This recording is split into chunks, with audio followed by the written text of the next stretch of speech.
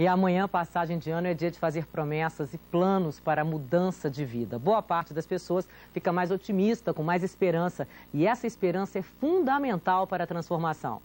Aqui no estúdio, nós vamos conversar agora com o psiquiatra e homeopata Luiz Andrade. Boa tarde, doutora Luiz. Boa tarde, doutor. Aí. Esperança é uma espera. O que é esperança? Coisa de bobo, né? O que é? Coisa de gente otária. Não existe mesmo? Na verdade, a esperança é uma capacidade interessante porque envolve paciência e persistência, né? A pessoa, para ter esperança, ela precisa de acreditar, ela precisa de confiar, ela precisa de esforçar e aí sim, finalmente, ela espera que aquilo aconteça. Então, a esperança é um tempero, Isabela, que a gente deveria usar para todas as nossas coisas. Não a esperança exagerada, até porque a gente considera que não existe esperança. A esperança é esperança, a capacidade de acreditar que as coisas podem melhorar, que as coisas podem evoluir. E o que a gente tem que fazer, doutora Luiz, para deixar esse tempero no ponto certo?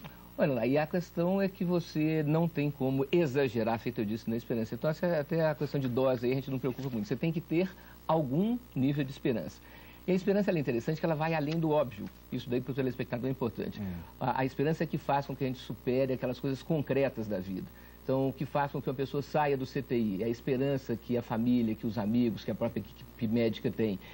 A esperança faz com que, então, ocorram, inclusive, as possibilidades de milagre. O que seria o milagre? Então, uma situação que você acredita que não tem solução, que não tem jeito, e, de repente, as coisas mudam, se configura uma outra coisa, e daí, então, acontece a transformação. Isso se a gente tiver esperança, né?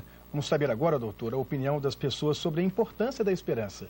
A repórter Larissa Carvalho está num shopping da capital e tem as informações. Tem dúvidas aí, Larissa? Tem sim, Lair. Por aqui eu encontrei várias pessoas com sentimentos diferentes em relação à esperança. A Marcela, por exemplo, você vive acreditando em um ditado, né, Marcela? Eu sempre fico acreditando naquele ditado que a esperança é a última que morre. E minha pergunta para a doutora Luísa é essa: está correto a gente pensar como esse ditado? Sem dúvida, porque quando fala que a esperança é a última que morre, porque, na verdade, Marcelo, o que tem é que a esperança, ela dá essa perspectiva de uma mudança, de uma transformação. Então, quando se fala esperança é a última que morre, né, fala em morrer, parece que é uma coisa ruim, mas não é verdade. É porque tudo pode ser transformado, tudo pode ser modificado antes que a morte ocorra. Portanto, até o último instante, todos nós temos que ter essa capacidade, temos que ter essa coragem de fazer, então, a manutenção, de manter essa esperança viva. Quer dizer, a esperança pode mudar a realidade.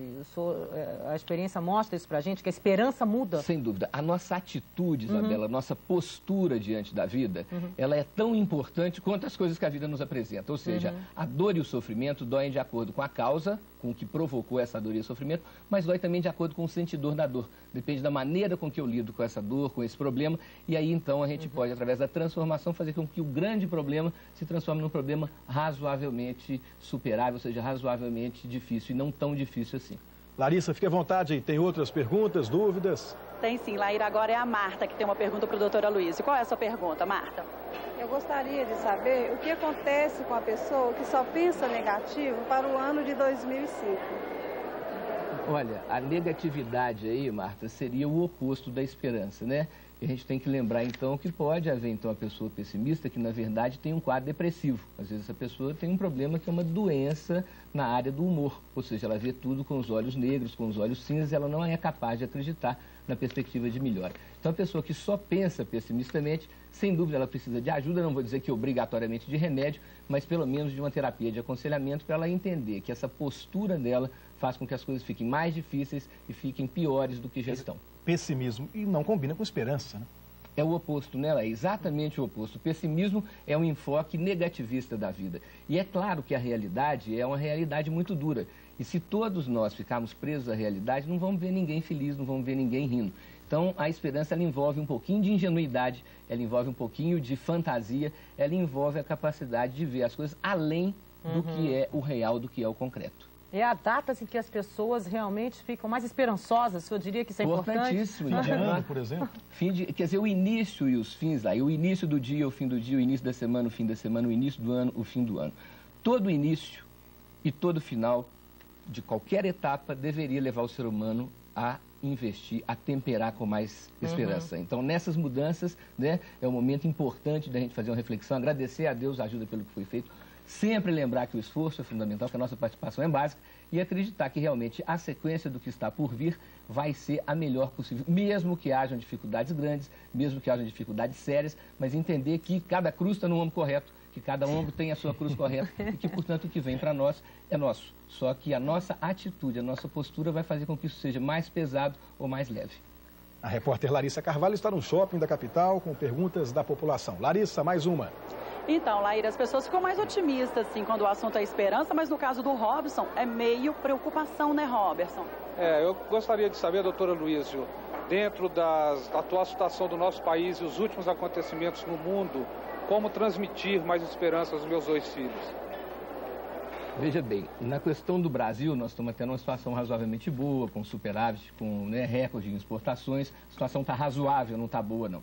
A nível mundial, esse acontecimento da Ásia nos traz a reflexão do que a gente chama, então, da efemeridade da vida, ou seja, de como as coisas são passageiras, de quanto que essa questão só do prazer, só da chamada curtição, não é suficiente, porque de uma hora para outra a gente pode perder tudo.